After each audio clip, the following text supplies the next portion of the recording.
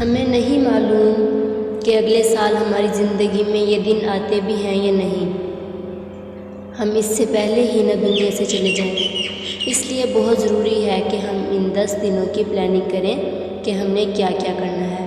صرف وہ کام کافی نہیں جو ہم ہر روز نیکی کے کام کرتے رہتے ہیں، مثلا جو روٹین میں نوافل پڑھ رہے ہیں یا صدقہ و خیرات کر رہے ہیں یا کچھ اور کر رہے ہیں، نہیں، مزید بھی کرنا ہے۔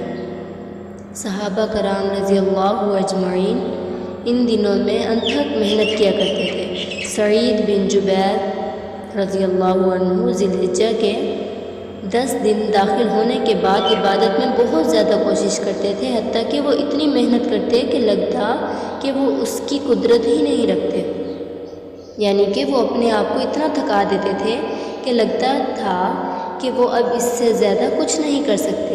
آخری درجے تک اب نیک اعمال میں سے افضل عمل جو ان دنوں کے لیے پسندیدہ ہے وہ اللہ کا ذکر ہے۔ نبی کریم صلی اللہ علیہ وسلم نے فرمایا کہ کوئی دن اللہ کے ہاں ان 10 دنوں سے زیادہ عظمت والا نہیں ہے، اور نہ ہی کسی دن کا عمل اللہ تعالیٰ کو ان 10 دنوں کے عمل سے زیادہ محبوب ہے، یعنی نہ دن ان دنوں سے افضل ہے اور کوئی اور عمل اس سے افضل نہیں۔ بس تم ان 10 دنوں میں کثرت سے لا الہ الا اللہ، اللہ اکبر اور الحمدللہ پڑھو، یعنی تہلیل، تکبیر اور تحمید۔ اب اس کے لیے یہ جو کلمہ ہے سبحان اللہ والحمدللہ ولا الہ الا اللہ واللہ اکبر، یہ ان تینوں کلمات کا مجموعہ ہے، اور اس میں سبحان اللہ کا اضافہ بھی ہے۔ اسی طرح اللہ اکبر لا الہ الا اللہ واللہ اکبر وللہ الحمد، اس میں بھی تینوں چیزیں آ جاتی ہیں، اللہ کی حمد بھی آ جاتی ہے اور لا الہ الا اللہ اور اللہ اکبر بھی آ جاتا ہے۔ صحابہ کرام رضی اللہ تعالی اجمعین جو تھے، ان میں سے ابن عمر اور حضرت ابو ہریرہ رضی اللہ عنہما ان 10 دنوں میں بازار کی طرف نکل جاتے اور دونوں تکبیرات پڑھتے، یعنی مل کے بھی پڑھتے۔ لوگ ان کی تکبیر سن کر بھی تکبیر کہتے، یعنی یہ پڑھتے تو جو سنتا وہ بھی کہنا شروع کر دیتا۔ لوگ ان کی تکبیر سنتے کا کیا مطلب ہے کہ اتنی اونچی آواز سے تکبیر پڑھ رہے ہوتے تھے۔ اب دیکھیں گھروں میں اکثر لوگ گنگنا رہے ہوتے ہیں، تو گھروں میں بھی تکبیرات اونچی آواز سے پڑھیے، چلتے پھرتے اونچی آواز سے پڑھیے تاکہ دوسروں کو بھی یاد آ جائے۔ اونچی آواز میں پڑھنے کا اصل مقصد کیا ہے؟ یاد دہانی، کہ دوسرے لوگ بھی پڑھنا شروع کر دیں۔ پھر اسی طرح محمد بن علی جو تھے، صحیح بخاری میں آتا ہے کہ وہ نفل نماز کے بعد ہی تکبیر کہتے تھے۔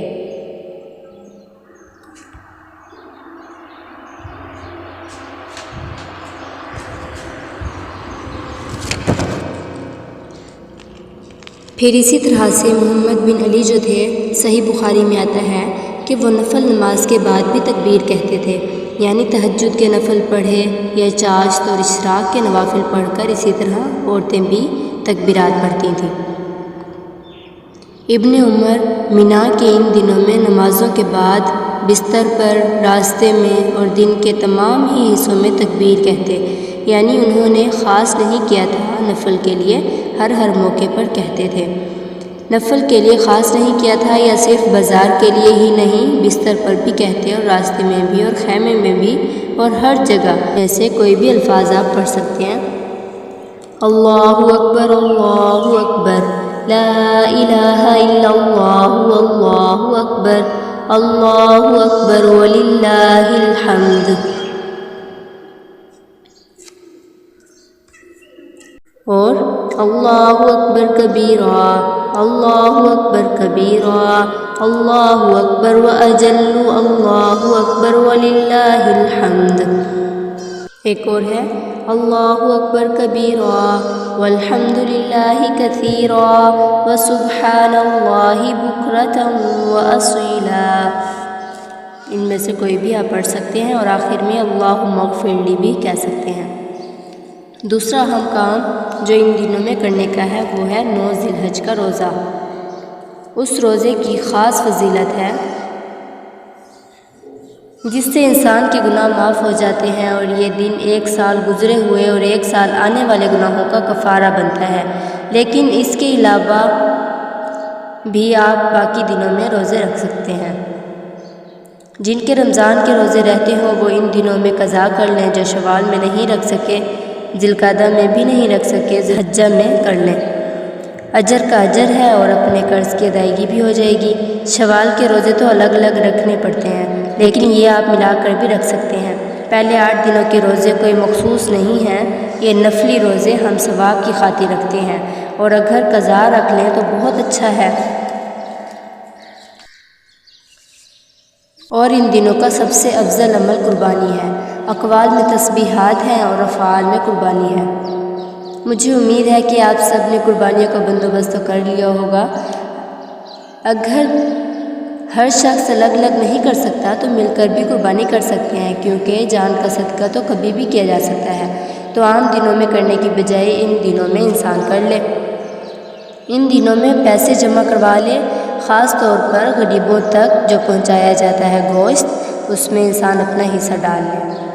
ایک طرف کیا کرنا ہے تسبیحات کی کثرت، اور دوسری طرف کیا چھوڑنا ہے غیبت، چغلی، طعنہ، فضول میں لغو باتیں اور ہنسی مذاق۔ اپنے شر سے دوسروں کو محفوظ رکھنا، اپنی زبان سے دوسروں کو اذیت نہیں دینا، بدگمانی، تجسس، ٹوہ نہیں لگانا، آر نہیں دلانا، تو بغض نہیں کرنا، ظلم کرنا ہے اور نہ ہی ہونے دینا ہے، کسی کو بے عزت نہیں کرنا، آر دلانا اور طعنہ دینے والی عادتوں کو چھوڑنا ہے۔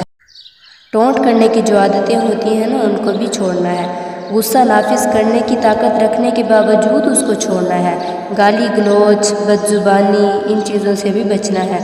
مسلمان کو ہر طرح کی اذیت دینے سے رکنا ہے۔ رشتہ داروں سے قطع تعلق ہی نہیں کرنی، ان کو منانا ہے۔ ظالم رشتہ داروں پر بھی مہربانی کرنی ہے۔ اپنے شر سے پڑوسیوں کو بچانا ہے۔ اپنے ایمان کی تجدید کرنی ہے۔ صبر و عفو و درگزر کرنا ہے۔ اچھا اخلاق اختیار کرنا ہے۔ اول وقت پر نماز پڑھنی ہے۔ قیام لمبا کرنا ہے۔ ہو سکے تو تہجد پڑھنی ہے۔ روزہ رکھنا ہے۔ حج کے لیے تو چلے گئے ہیں لوگ، ہو سکے تو حج کرنا ہے۔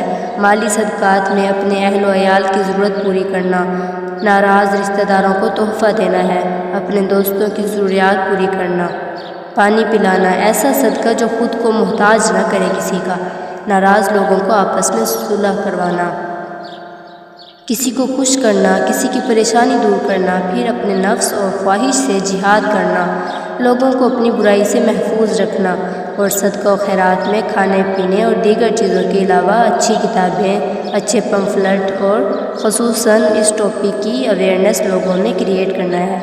قرآن کی تلاوت میں عام روٹین سے زیادہ پڑھنا یعنی انکریز کرنا ہے۔ اللہ سبحانہ و تعالی ہمیں عمل کرنے کی توفیق عطا فرمائے۔ جزاکم اللہ خیرا کثیرا۔